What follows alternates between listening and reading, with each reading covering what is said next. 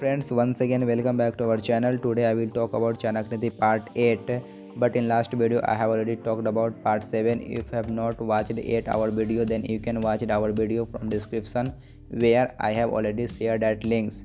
But before that यदि हमारे channel को सब्सक्राइब नहीं किए तो सब्सक्राइब कर ले और इस वीडियो को लाइक कर दे और बेल आइकन को दबा दे, क्योंकि जब हम आपके लिए कोई नई वीडियो लाए तो सबसे पहले आसानी से आप तक वह पहुंच सके।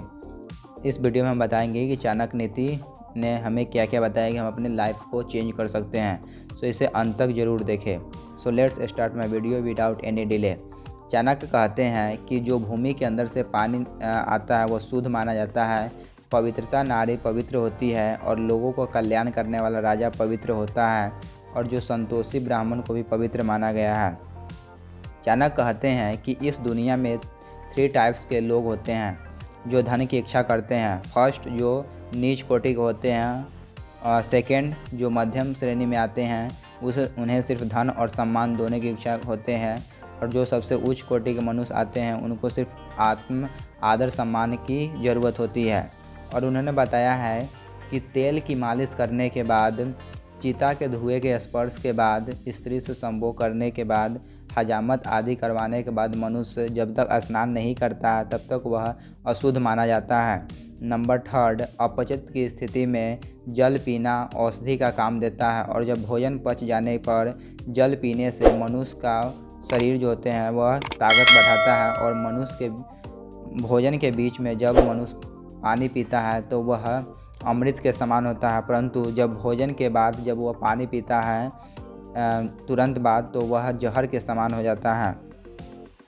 नेक्स्ट पॉइंट में बताते हैं कि आचरण के बिना ज्ञान व्यर्थ है। अज्ञान से मनुष्य नष्ट हो जाता है। सेनापति के अभाव से सेना नष्ट हो जाती है और पति से रहित स्त्रियां भी नष्ट हो जाती है। 5 पॉइंट उन्होंने बताया है कि वृद्धावस्था में पत्नी का देहांत हो जाना, धन और संपत्ति का भाई बंधुओं के हाथ में चले जाना और भोजन के लिए दूसरे पर आश्रित रहना, यह 3 बातें मनुष्य के मृत्यु के समान दुखदायी होते हैं। नेक्स्ट पॉइंट है, शांति से बढ़कर कोई तप नहीं, संतोष के बढ़कर कोई सुख नहीं, चाह से बढ़कर कोई रोग नहीं, और दयालुता से बढ़कर कोई धर्म नहीं। नेक्स्ट पॉइंट है, मनुष्य की देह यदि सुंदर है तो उसमें गुणों का अभाव है, तो यह सौंदर्य किसी काम का नहीं। अच्छे आचरण के कारण ही कुल की शोभा होती है, और यदि उच्च कुल में उत्पन्न हुआ व्यक्ति नीच आचरण करता है तो उसका कुल बदनाम होता है। और ऐसी विद्या की भी कोई शोभा नहीं होती जिसमें मनुष्य किसी कार्य को सिद्ध न कर सके। इसका मतलब मनुष्य को अपने कार्यों में सिद्ध विद्या के कारण ही होती है। ऐसी विद्या का कोई लाभ नहीं जिससे कि कोई भी कार्य न लिया जाए। और धन के भोग का अर्थ है कि धन को अच्छे कामों में लगाया जाए। धन की शोभा तभी होती है जब उसे ठीक ढंग से इस्तेमाल किया जाए और उसे अच्छे कार्यों में लगाया जाए।